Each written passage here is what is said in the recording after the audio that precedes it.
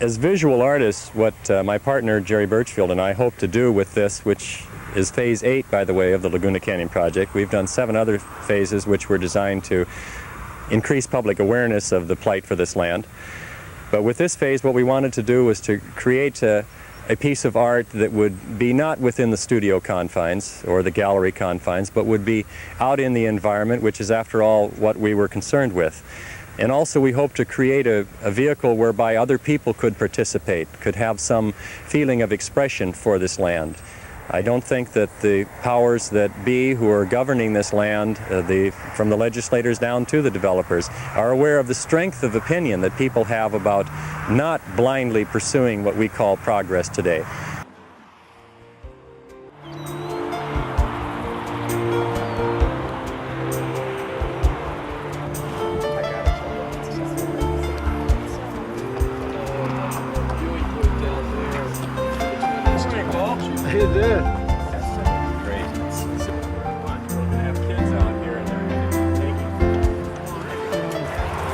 Today, we're here to celebrate what is almost complete and what is by far the biggest phase of that project, the tell.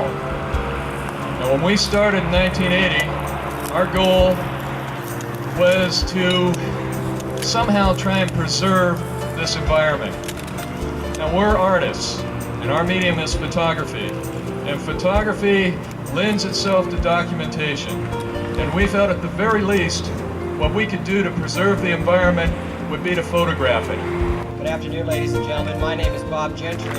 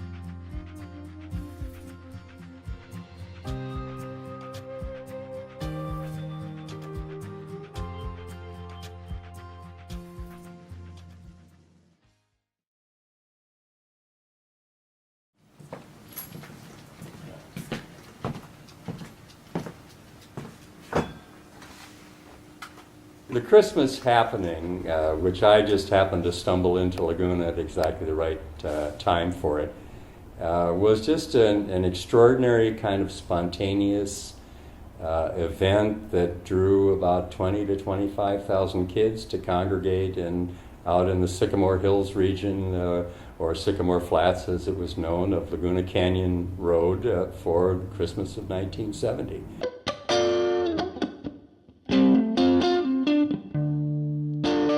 Okay, after going through the archives, which is like an archaeological dig, finding slides and negatives in a photography studio is like looking for the purloined letter. But I did run across a fair number of images from the happening of 1970, which is now 32 years ago. And here are a few of the choice ones from the color slides. Nice overview of the canyon. That I think you can, maybe your camera can pick that up. You can see the basin of Sycamore Flats, as it's sometimes known, Sycamore Hills, which is now the site of the Dilley Preserve, which is open space these days. At that time it was, of course, private property. And some shots of people hanging out in the sycamore trees, looking at the bandstand, and some of the crowd that's there, the campsites that were there, the buses, motorcycles, and horses that people rode in on. And of course they all had to get out of town, ultimately, so there's your hitchhiker. Well, I have some very good memories and some very bad memories. The good memories are when we first went out there. I mean, it really was, the promise of peace and love, and everybody was sharing some good things. They were sharing some not so good things. Drugs were abundant, marijuana smell was everywhere, but not everybody was imbibing. But whatever you had, you shared with whomever needed it. And that was kind of cool. There's one of the relief tent. And when you consider you have 20,000 people out there, and it's a lot of possibility for people getting sick, and of course there was a fair amount of ODing going on, not overdosing to the point of anybody getting, deathly ill, but certainly needing some help. When the authorities decided that they'd had enough, and when the city fathers decided they'd had enough, and Ronald Reagan decided he'd had enough, it got pretty nasty. When I went out after they had decided that they were going to close it down, they used military-type maneuvers to seal off the canyon and then to bring people in, and they actually flushed people out.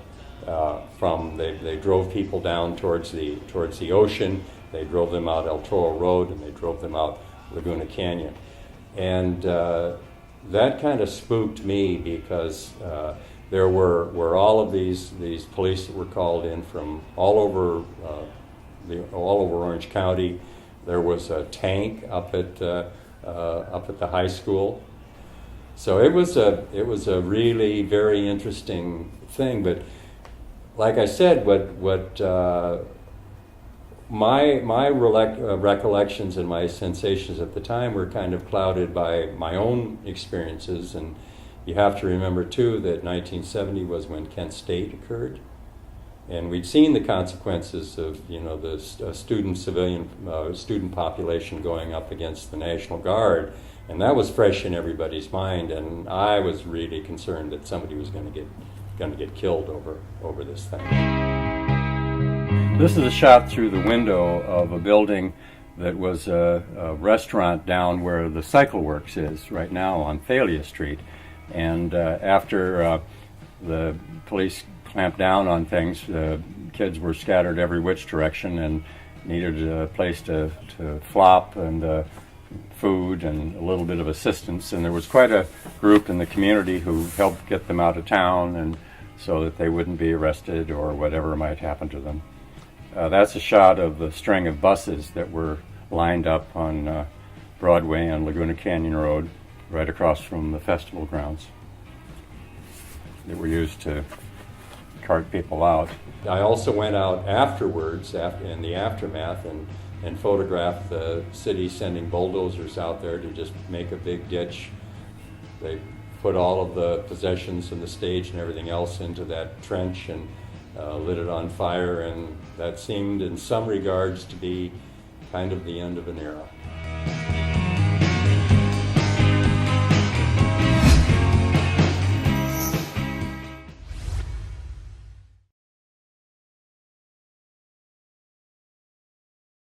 As a matter of fact, you were spared about a 500 slideshow presentation when the slide projector just didn't want to hold up. So, but any questions that anybody wants to have, or any sharing that?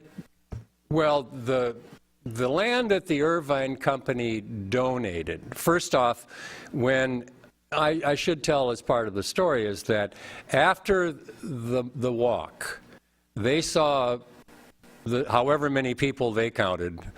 I'm sure that they counted closer to my 11,000 than the 9,000 that I think was underestimated. They saw that people were deadly serious about preserving this canyon. And we were also at work building an Orange County environmental coalition, and they were afraid that we were going to infect them as well. And in fact, many of the people who showed up on this walk came from all over Orange County. They weren't just Lagunans that were there. So they were rattled and agreed to negotiate with us.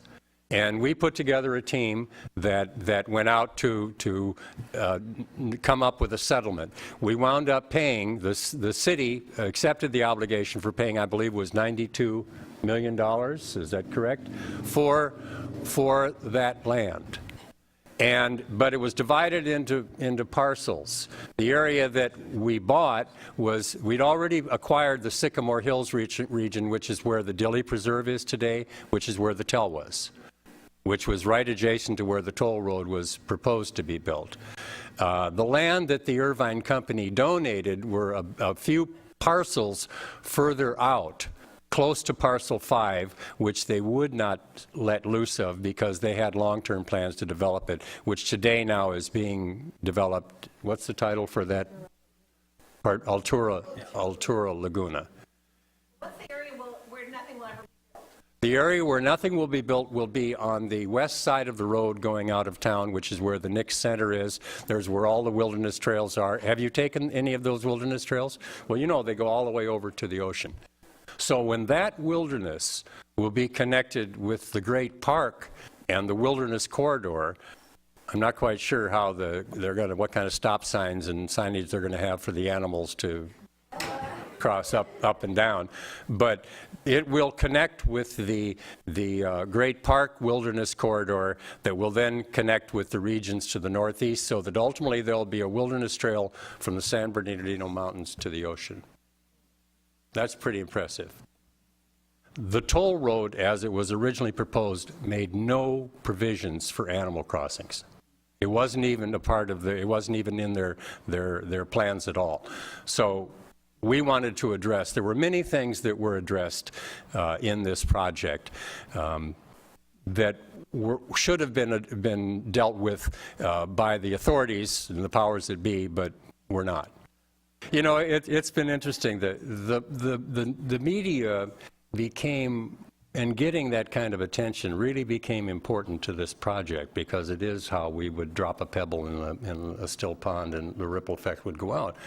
But there were stages with this project where the museums shunned us. They were afraid of us. In fact, when it came down, one of the questions I keep waiting to hear is what happened to it. It burned up. We solicited the Newport Harbor Art Museum. Paul Schimmel was the director over there at the time. We asked for his help in preserving it. And I like Paul. He went on to MoCA, did great things for many years, and now is on his own doing even greater things. But he, very honestly, said, I can't help you. Donald Bren would have my head. They couldn't. He would do other things. He helped indirectly. He showed video sections with various shows that we had and other things, but he wouldn't touch it. He couldn't. He said, quite frankly, he couldn't. And this is even after, I mean, before the fact, it was a political hot potato what we were doing. And we were actually trying to defuse the Irvine Company or disarm them by requesting funding. We figured if we were asking them for funds, that, you know, they would think we're just rather insignificant characters down here with a handout. But they were major funders for both the Laguna Museum and the Orange County Museum, and everybody knew that this was dangerous territories in the art world. We did get shows at Santa Barbara.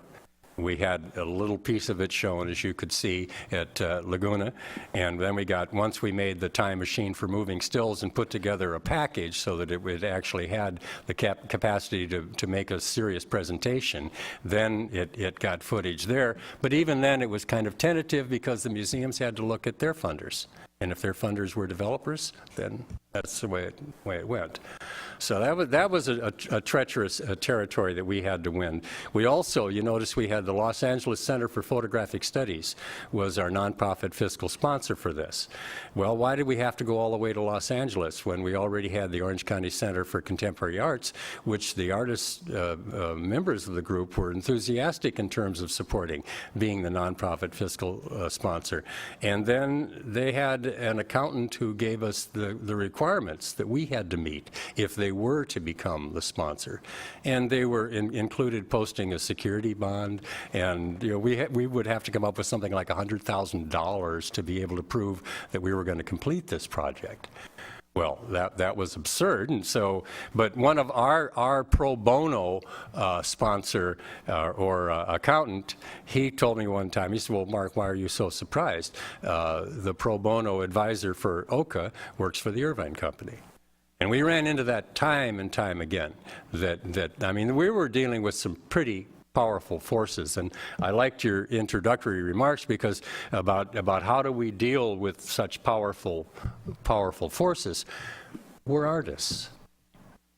I really believe in the power of art to just cut through all of that stuff and to address things that in ways that they don't know how to fight it. And gets to people in ways that is not necessarily rational. But it's certainly emotional, and it's often visceral. And boy, did we find that. We touched a stone. I really feel that we were very fortunate to be in the right place at the right time with the right idea. There were earlier phases. This wasn't a cut and dried project. We went through a lot of confusion. The photograph up there of the buggy being stuck in the mud, there were many times when we were stuck in the mud. And yes, we needed money. And we at one time had a project that would have cost a couple $100,000, but we thought we had a backer. Well, we went to that backer to say it's time to do it. We went on a Tuesday in 1988. Well, it was the Tuesday after Black Monday. Remember when the stock market took that big dump?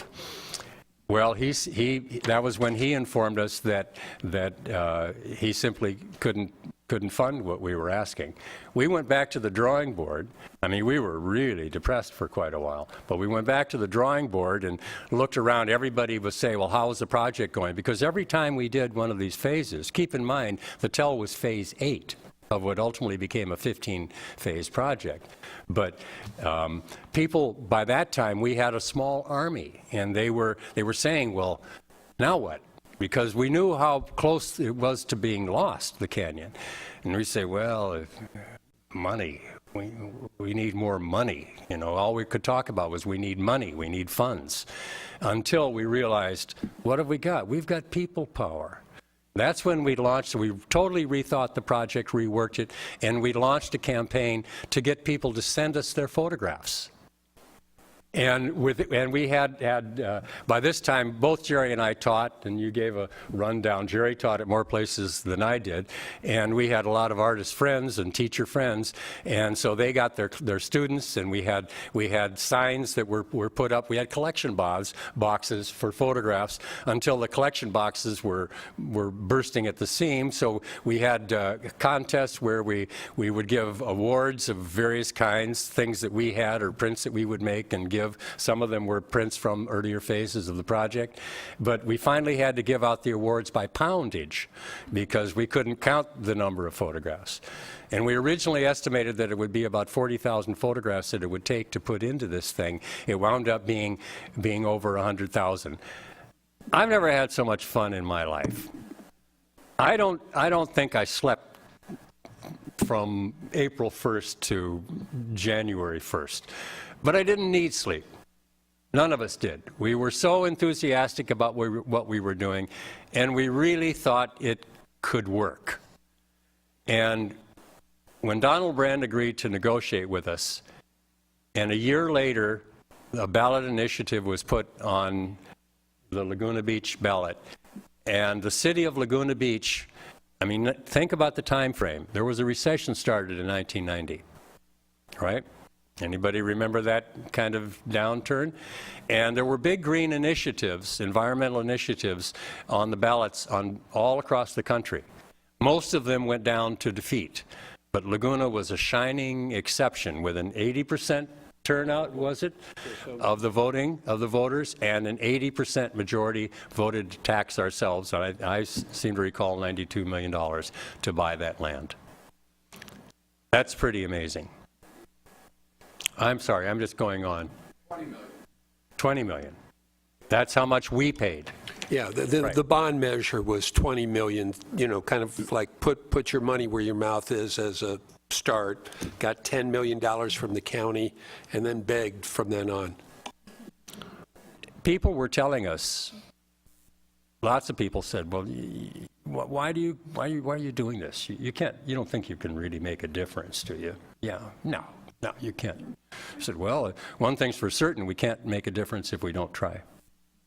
But in terms of when I say the most fun, I mean, this challenged every aspect of my being. I was still running a business over here, I had 4 people working for me, and I had to go in early in the morning and plot out what they should be doing when they weren't coming out to help on the TEL too, and then go work over there, and sunrise to sunset You know, like, I don't want to spend the rest of my time touting the Laguna Canyon project. We've got to keep moving. We've got bigger issues, and the issues of the environment are people are finally beginning to, in major media, recognize that we're in serious trouble, folks. We've got to act, and we've got to do it on many, many levels. We have to be concerned about every aspect of nature, whatever nature provides us. The bees are in jeopardy, which pollinate our plants. The air we breathe, we know, is in jeopardy. The water that we drink. Everywhere that we look, when we look at how consumptive humanity is, we don't want to turn out to be another Easter Island story.